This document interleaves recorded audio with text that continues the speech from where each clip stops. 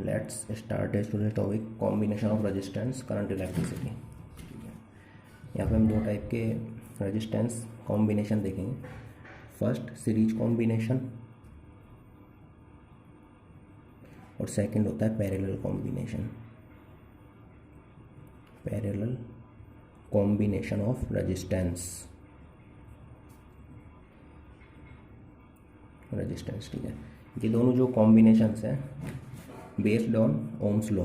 Ohm's law होता है V is proportional I, इसके ऊपर डिपेंड करते हैं, या फिर V बराबर आई आर, इसके ऊपर R यहाँ पे रेजिस्टेंस है, V पोटेंशियल डिफरेंस होता है और I होता है करंट जो सर्किट के अंदर फ्लो हो रहा है। ठीक है, सीरीज के बारे में बात कर लेते हैं। सबसे पहले what is series combination. Late assume this is a circuit, ये लगा दिए रेजिस्टेंस, ये दूसरा रेजिस्टेंस, ये R1 हो गया, ये R2 हो गया। ठीक है, इससे एक बैटरी 20 वोल्ट की कंबाइन कर दी और इसके अंदर आई करंट फ्लो हो रहा है। ठीक है, ये होता है सीरीज कॉम्बिनेशन। सीरीज कॉम्बिनेशन के अंदर जो रेजिस्टेंस होते हैं ये एक दूसरे के एक के बाद एक ऐसे जुड़े हुए होते हैं, इस टाइप से, मतलब सीधा बैटरी से जुड़े हुए नहीं होते, टू पार्ट्स केवल कंबाइंड हो गए बैटरी से। ठीक है, इन केस पैरेलल कॉम्बिनेशन की बात करते हैं तो ये कुछ इस टाइप का होता है, रेजिस्टेंस R1 और ये हो गया रेजिस्टेंस R2। ठीक है, यहाँ पे दोनों रेजिस्टेंस के दोनों टर्मिनल्स होते हैं, ये बैटरी 20 वोल्ट की बैटरी है, इसके द्वारा कंबाइंड होते हैं, दोनों के द्वारा जुड़े हुए होते हैं। अब दोनों के द्वारा जुड़े हुए हैं तो इन दोनों का जो पोटेंशियल होता है वो V होता है। ठीक है, इसका भी पोटेंशियल डिफरेंस V होगा, इसका भी पोटेंशियल डिफरेंस V होगा। But in case series combination यहाँ पे जो वोल्टेज होता है वो डिवाइड हो जाता है, क्योंकि ये टोटल V है, यहाँ से लेके यहाँ तक टोटल V है, तो यहाँ पे V1 होगा या V2 होगा। ठीक है, but in case parallel combination ये टोटल यहाँ से लेके यहाँ तक का V है, तो दोनों केस में सेम वोल्टेज होगा V। ठीक है, वोल्टेज डिफरेंस। अब करंट की बात कर लेते हैं। यहाँ लर्न करने वाली चीज़ें, तीन चीज़ें लर्न करनी है। First, in case of series combination, अच्छा करंट इस वायर से जाके फ्लो हो रहा है तो यहाँ से लेके यहाँ तक करंट होता है, सेम होता है। ठीक है, but in case parallel combination यहाँ पे करंट डिवाइड हो जाता है, ऊपर से जाएगा आधा, आधा नीचे से जाएगा। अगर in case R1 R2 same है तो आधा आधा, नहीं तो जिसका R छोटा उसमें करंट ज़्यादा फ्लो होगा उस वायर में, और जिसका R बड़ा, रेजिस्टेंस बड़ा, उसमें जो करंट होता है वो कम फ्लो होता है। ठीक है, यहाँ पे लर्न करने वाली चीज़ें, यहाँ पे I होता है सेम होता है पूरे वायर के अंदर, पूरे वायर में सेम होता है। ठीक है, बट सेकंड जो वोल्टेज डिफरेंस V होता है ये डिफरेंट होता है, और जो रेजिस्टेंस होता है वो या तो बराबर भी हो सकता है या चेंज भी हो सकता है, वो डिपेंड करता है। ठीक है, फर्स्ट यहाँ पे इन केस पैरेलल कॉम्बिनेशन की बात करते हैं तो V होता है, ये सेम होता है दोनों रेजिस्टेंस के अंदर। ठीक है, सेकंड जो करंट होता है ये डिफरेंट होता है। ठीक है, अलग अलग होता है, ये डिपेंड करेगा R1 और R2 के ऊपर, R1 और R2 किस टाइप के। ठीक, अब सबसे पहले इनके फॉर्मूले ड्राइव लिख देते हैं, उसके बाद इनको ड्राइव करेंगे कैसे करते हैं। In case of series resistance, सीधा फॉर्मूला याद करना है, R इक्विवेलेंट, मतलब अगर इसके एक इक्विवेलेंट सर्किट बनाया जाए, अगर इसको मैंने इसका रिजल्टेंट मान लिया, ये V वोल्टेज की, ये I करंट फ्लो हो रहा है और ये R इक्विवेलेंट है, तो R इक्विवेलेंट मतलब इसको इसमें चेंज कर दिया मैंने, तो R equivalent R1 plus R2 के बराबर होगा। यानी अगर सीरीज कॉम्बिनेशन के अंदर जोड़ा जाएगा रेजिस्टेंस को तो दोनों को जोड़ दिया जाएगा और टोटल रेजिस्टेंस होगा, रिजल्टेंट होगा, इक्विवेलेंट रेजिस्टेंट होगा, वो ज़्यादा होगा, जो सबसे बड़ा है उससे भी ज़्यादा होगा इनमें से। ठीक है, in case of parallel combination की बात करते हैं तो यहाँ पे जो 1/R इक्विवेलेंट होता है वो बराबर होता है 1/R1 प्लस 1/R2। बस इसको याद रखना, बाकी फिर फॉर्मूले के ऊपर डिपेंड है सारा। अब देखते हैं कैसे इनको फाइंड आउट कैसे किया। इस केस में देखते हैं, सबसे पहले ड्राइव करते हैं।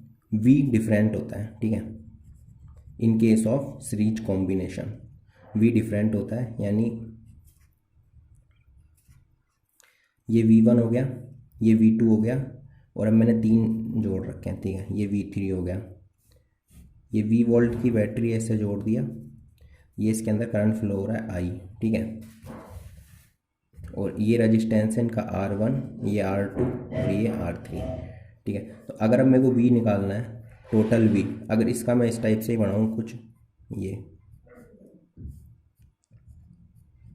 तो V इक्विवेलेंट ये हो गया, ये R इक्विवेलेंट हो गया, ये V वोल्टेज हो गया, इससे जुड़ा हुआ है ये, और ये I हो गया, ठीक है। तो V बराबर क्या होगा, V इक्विवेलेंट क्या होगा, क्योंकि इन केस क्या, जब दो टर्मिनल्स होते हैं आपस में जुड़े हुए होते हैं, उनके बीच का पोटेंशियल डिफरेंस सेम होता है, ठीक है। ऐसे ही मैंने यहाँ देख बताया था कि यहाँ से लेके यहाँ तक टोटल V होगा, बट दो है यहाँ, तो यहाँ डिवाइड हो जाएंगे, यहाँ पे V था तो यहाँ और यहाँ दोनों टर्मिनल्स पे दोनों का V होगा फिर ये, ठीक है। तो ऐसे ही यहाँ होता है V इक्विवेलेंट का, ठीक है। तो V बराबर क्या होगा, V1 plus V2 plus V3, ठीक है। अब V1 बराबर क्या होता है, अपने पास I है, इसके अंदर जो करंट होता है एक वायर के अंदर, ऊपर मैंने लिखा चुका, I सेम होता है in case of series combination. तो यहाँ से लेके यहाँ तक यहाँ से लेके यहाँ तक करंट का मान होता है सेम होता है, यानी IR1, ठीक है। ये ओम्स लॉ से है ये, V2 बराबर IR2 और V3 बराबर IR3, ठीक है। तो ये V बराबर होगा IR, ओम्स लॉ से IR1 plus IR2 plus IR3, ठीक है। I कॉमन ले लिया इसमें से मैंने, ठीक है। तो ये IR हो गया, I कॉमन लिया तो मेरे पास आया R1 plus R2 plus R3, okay. इससे ये कट गया, R बराबर R1 plus R2 plus R3, ये जो फॉर्मूला है ये अपने ड्राइव कर लिया। अच्छा, सीरीज के अंदर ध्यान रखना है कि मतलब जो I होता है ना, करंट सेम रहेगा पूरे के अंदर, ठीक है। और जो वोल्टेज डिफरेंस होता है वो चेंज होता जाता है, वो डिपेंड करता है R1 R2 R3। अगर R1 R2 R3 तीनों सेम है तो 3 पार्ट में डिवाइड हो जाएगा, जैसे V/3 हो गया। अच्छा, इसकी एक शॉर्ट ट्रिक बताता हूँ मैं क्या होता है। जैसे पॉइंट लिख लो कुछ, R1 बराबर R2 प्लस R3 नहीं सॉरी बराबर R3, ये R के बराबर है, ठीक है। तो यहाँ पे जो V होगा, ईच प्रत्येक के ऊपर जो V होगा, अब जैसे ये मान लो n है, n नंबर ऑफ रेजिस्टेंस जुड़े हुए हैं, अपन को नहीं पता कितने हैं, 3 है 4 है 5 है, तो V/n हो जाएगा किस केस में, जब सारे रेजिस्टेंस सेम होंगे, ठीक है। और अगर I की बात करते हैं, I ईच प्रत्येक के अंदर होके I कितनी बहेगी, I करंट कितना फ्लो होगा, I के बराबर, मतलब सेम होगा करंट, ठीक है। और R इक्विवेलेंट कितना होगा, R इक्विवेलेंट होगा NR, मतलब जितने रेजिस्टेंस हैं उतने इनको सबको, मतलब उतने ही नंबर ऑफ रेजिस्टेंस जोड़ दो। अब मैं बताता हूँ कैसे। जैसे ये मैंने 1 2 3 4 जोड़ दिए, ठीक है, ये बैटरी है, ठीक है, रेजिस्टेंस सेम है R R R R, है ना। और तो अब V बताना है, V ईच प्रत्येक के ऊपर V कितना होगा, पर्टिकुलर के ऊपर, तो क्या होगा, V/4 हो जाएगा। मेरे से R इक्विवेलेंट पूछ ले हुए तो कितना होगा, 1 2 3 4 है, क्योंकि नंबर ऑफ रेजिस्टेंस 4 जुड़े हैं तो यहाँ n का मतलब यही होता है, तो ये 4R हो जाएगा। तो ऐसे इनको सॉल्व करते हैं इन केस। अच्छा, ये कंडीशन जब ही लगेगी जब सारे R के बराबर होते हैं, यानी सेम होंगे, सारे रेजिस्टेंस सेम होंगे, नहीं तो ये फॉर्मूला लगेगा ही नहीं, ठीक है।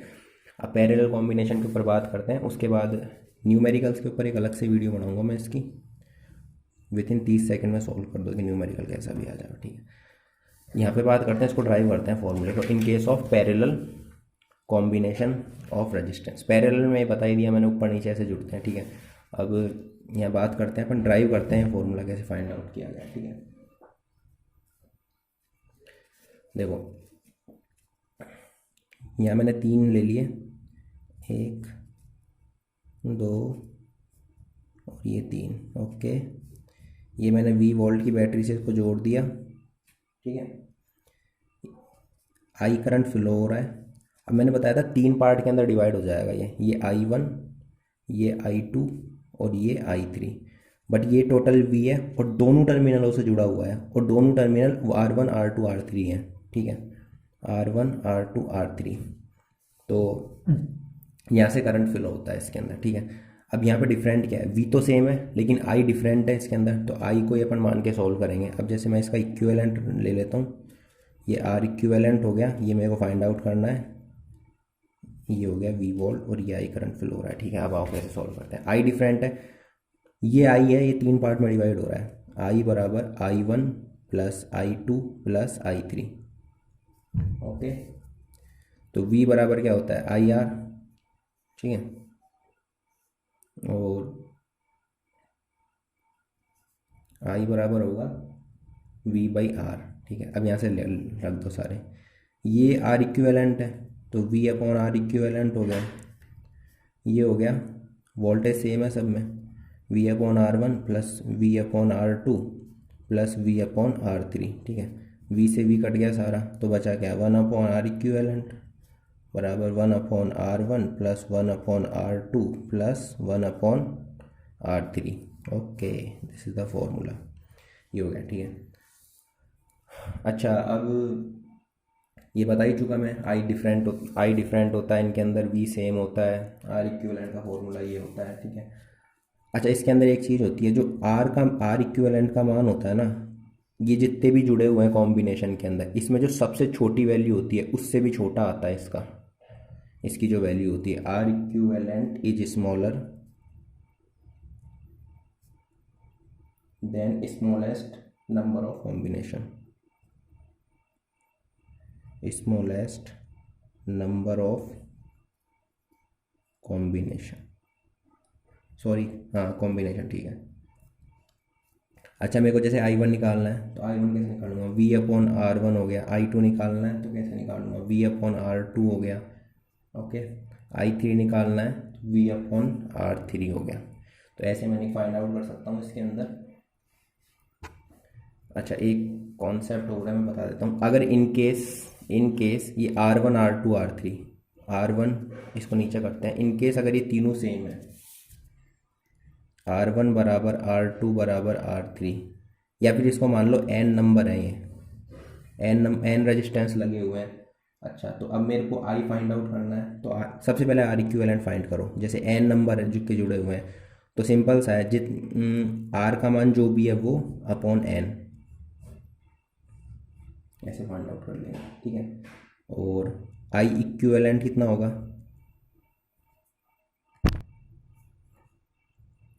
I1 plus I2 plus I3 dot dot dot IN, ठीक है। जितने भी पार्ट में डिवाइड किया है उन सब में, जैसे I इक्विवेलेंट पूछ लिया यहाँ से, अगर मान लो ये R1 बराबर R2 बराबर R3 हो जाता है, ठीक है, तो अब मेरे से यहाँ पे R इक्विवेलेंट पूछ लिया जाता है इसी क्वेश्चन के अंदर, ये सारे बराबर है और R के बराबर है, तो R इक्विवेलेंट कितना होगा, R/3 होगा, ये सीधी ट्रिक है इसकी, ठीक है, R/3 होगा। अब इन केस मेरे से I पूछ लिया जाता है तो I क्या होगा यहाँ पे, I बराबर क्या होगा, I1 plus I2 plus I3, यानी ये जो करंट आ रहा है वही होगा यहाँ पे, ठीक है। तो I1 I2 I3 निकालते हैं, और V ईच, प्रत्येक के ऊपर वोल्टेज डिफरेंस पूछा गया है। तो पैरेलल कॉम्बिनेशन की यही खास बात होती है कि जो V होगा ना, वो वोल्टेज, जितने वोल्टेज की बैटरी लगी हो उसी के बराबर होगा, ठीक है। बट इनके सीरीज कॉम्बिनेशन में V डिवाइड हो जाता है, ठीक है, बस इतना सा ध्यान रखना है इसके अंदर, V ईच बराबर V, ठीक है। चलो, ये सीरीज और पैरेलल कॉम्बिनेशन ख़त्म हो गया। अब मैं इसके 2 शॉर्ट ट्रिक्स बताता हूँ क्वेश्चन सॉल्व करने के लिए, कैसे सॉल्व किया जाता है, ठीक है। सीरीज में तो कोई दिक्कत आनी ही नहीं है, सीरीज में तो R इक्विवेलेंट सीधा वो कर देते हैं, बट इन केस पैरेलल के अंदर चीज़ें कॉम्प्लिकेटेड हो जाती हैं थोड़ी, तो उसके ऊपर बात कर लेते हैं। जैसे ये पैरेलल है, ये R1 ये R2, ठीक है, ये 20 वोल्ट की बैटरी लग गई, ये आई।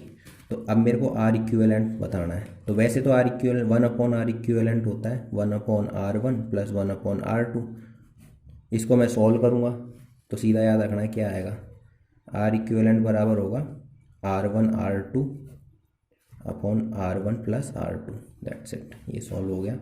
इससे क्वेश्चन हो जाएंगे सीधे सारे। अच्छा, R हो गया। अब ये I होता है करंट, यहाँ पे आके डिवाइड होता है ये I1 प्लस I2। अच्छा, एक थोड़ा सा लॉजिक बताता हूँ इसके अंदर, अगर इन केस कोई न्यूमेरिकल आ जाता है उसमें 2 वैल्यूज पुटअप करी हुई है, तो ये देख लो कि जो I1 होगा I1 ज़्यादा है, कौन सा ज़्यादा होगा, जिसका R1 I1 ज़्यादा। अब इन केस R1 छोटा हुआ तो I1 ज़्यादा होगा, और I1 बड़ा, सॉरी क्या बोल रहा हूँ मैं, R1 छोटा है तो I1 ज़्यादा होगा, ठीक है। अगर R1 बड़ा है किससे, R2 से, तो यहाँ पे I1 कम होगा, यानी जो रेजिस्टेंस बड़ा, जो बड़ा R उस सर्किट से कम करंट निकलेगा।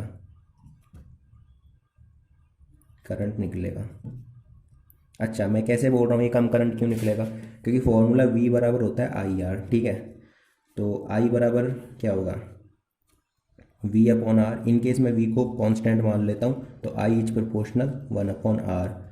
अगर R का मान बड़ा है तो I का मान ऑटोमेटिक कम हो जाएगा, और अगर R का मान छोटा है तो I का मान ज़्यादा हो जाएगा। बस ये सब इतना सा कॉन्सेप्ट लगता है। अच्छा, अब ये तो हो गया, ये तो थोड़ा सा लॉजिक वाला क्वेश्चन था। अब क्वेश्चन आ जाता है न्यूमेरिकल्स वैल्यू पे। अगर R1 R2 बराबर नहीं है, या फिर अलग अलग है, तो कैसे सॉल्व आउट करते हैं इसको। ये तो R इक्विवेलेंट तो पता लगा लिया, फंस जाते हैं इसमें तो बच्चे। तो सीधा सा इसका एक फॉर्मूला है, याद कर लेना, बिल्कुल सिंपल है। I1 बराबर, मैं इसको बताऊंगा कैसे करते हैं, याद से। I1 बराबर R2 upon R1 plus R2 Guna I, और I2 बराबर क्या होगा, R1 upon R1 plus R2 Guna I, ठीक है। यहाँ पे ऐसे याद रखो, I इच प्रोपोर्शनल होता है R, यानी I1 है और इसके सामने आएगा R2, और नीचे R1 प्लस R2 गुणा I। I2 है, इसके सामने आएगा R1 प्लस R2 गुणा I। कोई से भी क्वेश्चन में लगा देना, आपके क्वेश्चंस निकल जाएंगे सारे, ठीक है।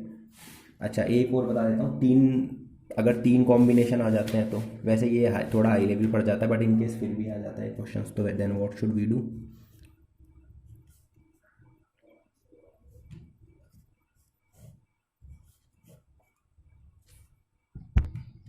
अगर तीन कॉम्बिनेशन का मतलब तीन रेजिस्टेंस एक साथ आ जाते हैं, ये मैक्सिमम क्वेश्चन है, इससे ज़्यादा कोई क्वेश्चन पुटअप नहीं करेगा एग्जामिनर। तो सिंपल उसी की तरह आर इक्विवेलेंट ऊपर बताया था R1 प्लस R2, यहाँ पे तीन है तो तीनों को गुना कर देंगे, R1 R2 R3, R1 R2 R2 R3 और R3 R1, मतलब तीनों जो कॉम्बिनेशन है इनको एक एक बार, जैसे R1 R2 को कर लिया, R1 R3 को कर लिया, ठीक है, फिर R2 R3 को कर लिया, बस ये तीन ही कॉम्बिनेशन बनते हैं, तीनों को कर दिया। अब I1 है, कैसे निकालना है, मैंने I1 कैसे निकाला था, वो वाला रेजिस्टेंस लेना है जो इसके मतलब इस वाले उसका नहीं हो। जैसे I1 है तो मैंने यहाँ R2 लिया था, अब इनके इसमें भी ऐसे ही होगा, ये I1 है तो इसके 1 के अलावा ले लो R2 R3, फिर उसके बाद नीचे वही कॉम्बिनेशन बना के लिख दो।